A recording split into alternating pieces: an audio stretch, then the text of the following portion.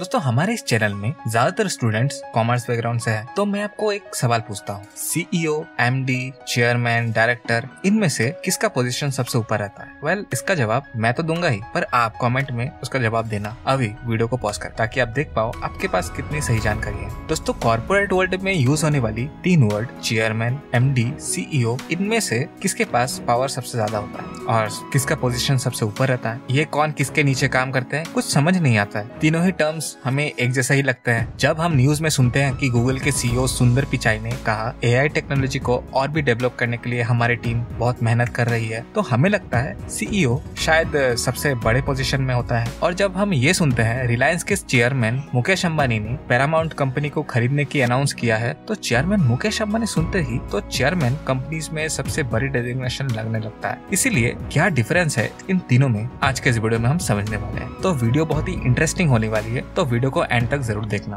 दोस्तों मेरा नाम है शुमेर और आप देख रहे हैं बिजनेस सेक्शन। दोस्तों कंपैरिजन स्टार्ट करने से पहले हम आपको बताना चाहेंगे, इस वीडियो को हमने 4 पैरामीटर में कंपेयर किया है। First, chairman, MD and CEO कौन होता है, पावर्स, कौन सी डेजिग्नेशन में किस टाइप की क्वालिफिकेशन चाहिए और सैलरी कितनी मिलती है। वैसे 3 और 4 पॉइंट बेतुका है क्योंकि उसका कोई लॉजिक है नहीं, फिर भी आपके कंफ्यूजन दूर करने के लिए नंबर 3 और नंबर 4 पॉइंट को रखा है। फर्स्ट देख लेते हैं ये होते कौन है, लेकिन उससे पहले एक बिजनेस को चलाया कैसे जाता है वो देख लेते हैं। दोस्तों एक कंपनी का जो ओनर होता है वो होता है उसका शेयर होल्डर, क्योंकि पैसा वही लगाते हैं और रिस्क भी वही उठाते हैं, लेकिन वो खुद बिजनेस को नहीं रन करते। वो अपने बिहाफ पे बोर्ड ऑफ डायरेक्टर्स को इलेक्ट करते हैं और ये board of directors as a trustee company की मनी और प्रॉपर्टीज को संभालते हैं शेयर होल्डर्स के जगह पे। बिजनेस में जितने बड़े बड़े डिसीजन लेना होता है, जैसे merger and acquisition, dividend related या फिर सीनियर मैनेजमेंट को हायर करना, ये सब डिसीजन बोर्ड ऑफ डायरेक्टर्स लेते हैं। अब कंपनी में कितने डायरेक्टर होना चाहिए, यहाँ पे कंपनी एक्ट 2013 कहता है अगर पब्लिक लिमिटेड कंपनी है तो 3 डायरेक्टर तो होना ही चाहिए, प्राइवेट कंपनी है तो 2 डायरेक्टर होना चाहिए, 1% कंपनी है तो 1 डायरेक्टर हो तो भी चलेगा, और मैक्सिमम 15 डायरेक्टर अपॉइंट कर सकते हैं। अब एक कंपनी को चलाने के लिए जितने बोर्ड ऑफ डायरेक्टर्स की जरूरत होता है, उतना ही जरूरत होता है मैनेजमेंट टीम का। क्यों? मैनेजमेंट टीम कंपनी की accounting, marketing, sales, business strategies, operation, ये सब हैंडल करती है और बिजनेस ग्रो करने में मदद करती है। अब ये जो बोर्ड ऑफ डायरेक्टर्स होते हैं, उनका जो हेड होता है उनको कहा जाता है चेयरमैन, उसके नीचे आता है मैनेजिंग डायरेक्टर, उसके बाद एग्जीक्यूटिव डायरेक्टर्स और उसके बाद नॉन एग्जीक्यूटिव डायरेक्टर्स। और ये जो मैनेजमेंट टीम होता है ना, उनका जो हेड होता है उनको कहा जाता है सीईओ, माने चीफ एग्जीक्यूटिव ऑफिसर, उसके बाद सीएफओ, चीफ फाइनेंशियल ऑफिसर, उसके बाद सीएमओ और फिर आता है सीओओ। अब बात कर लेते हैं पावर की, किसके पास ज्यादा पावर होता है। दोस्तों chairman most of the powers and authorities hold करते हैं और ये बोर्ड ऑफ डायरेक्टर्स और कंपनी के अदर ऑफिसर्स एंड एग्जीक्यूटिव के लीडर के तौर पर रेस्पॉन्सिबिलिटी लेते हैं और इनका काम होता है परफॉर्मेंस की देखरेख करना, निगरानी करना और सुपरवाइज करते रहना, ताकि बिजनेस के लिए जो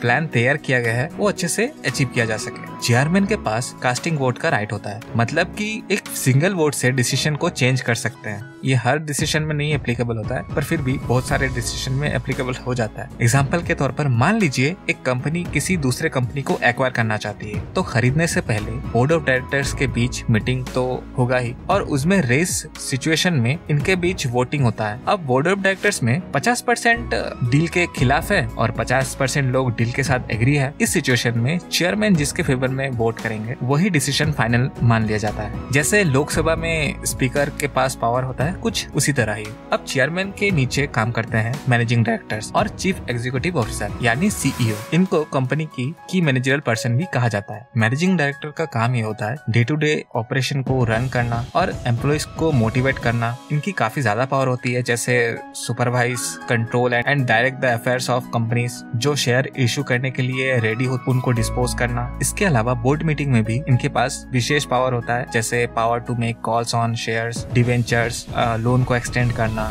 मनी बोरो करना। लेकिन इनके पास कुछ पावर नहीं होते, जैसे शेयर सर्टिफिकेट में साइन करना या कंपनी के चेक्स पे साइन करना। एमडी जो भी काम करते हैं उसका रिपोर्ट उनको चेयरमैन को देना होता है और एमडी डिफरेंट डिवीजन के हेड होते हैं और उनको मैनेजमेंट को भी रिपोर्ट करना होता है, मतलब सीईओ को। अब सीईओ के पास क्या क्या पावर होता है वो देख ले। सीईओ एक कंपनी के पब्लिक फेस होते हैं हैं वो मीडिया और पब्लिक के सामने कंपनी को रिप्रेजेंट करते हैं। इसीलिए आपने अक्सर बड़े बड़े कंपनी का नाम सुनते ही इन फेसेस को देखा होगा, Satya Nadella, Sundar Pichai, Warren Buffett, Elon Musk, क्योंकि ये चीफ एग्जीक्यूटिव ऑफिसर है, ये कंपनी को रिप्रेजेंट करते हैं पब्लिक के बीच। सीईओ कंपनी की स्ट्रेटेजी को डिजाइन करते हैं ताकि कंपनी की जो शेयर प्राइस है वो मार्केट में सही से बने रहे और कंपनी की जो विजन है वो सही से अचीव कर सके। ये मैनेजमेंट के हेड होते हैं, इसीलिए सभी डिपार्टमेंट यही लीड करते हैं और सीईओ को भी चेयरमैन को ही रिपोर्ट करना होता है। तो इस हिसाब से कंपनी में सबसे बड़े ओहदे पे होता है चेयरमैन, उसके बाद होते हैं सीईओ, उसके बाद मैनेजिंग डायरेक्टर। नेक्स्ट देख लेते हैं चेयरमैन, सीईओ, एमडी, डायरेक्टर, ये सब बनने के लिए क्वालिफिकेशन कितनी चाहिए होता है। सच बताओ तो कोई क्वालिफिकेशन चाहिए नहीं होता है। जैसे गौतम अडानी, ये कॉलेज ड्रॉप आउट है पर फिर भी आज वो अपने कंपनी अडानी ग्रुप्स के चेयरमैन है। या फिर संदीप माहेश्वरी सर को ही ले सकते हैं, इन्होंने भी ग्रेजुएशन नहीं किया है पर वो भी अपनी कंपनी इमेज बाजार की सीईओ है। ऐसे ही आपको बहुत सारे एग्जाम्पल मिल जाएंगे। आप अपना खुद का कंपनी खोलो, उसमें आप सीईओ, एमडी कुछ भी बन जाओ, कौन रोकने वाला है। इसीलिए क्वालिफिकेशन इन पे नहीं चाहिए होता है। लेकिन अगर आप किसी और के कंपनी में सीईओ, एमडी ये सब बनने जाओगे तो उसमें क्वालिफिकेशन मैटर करती है। तब आपको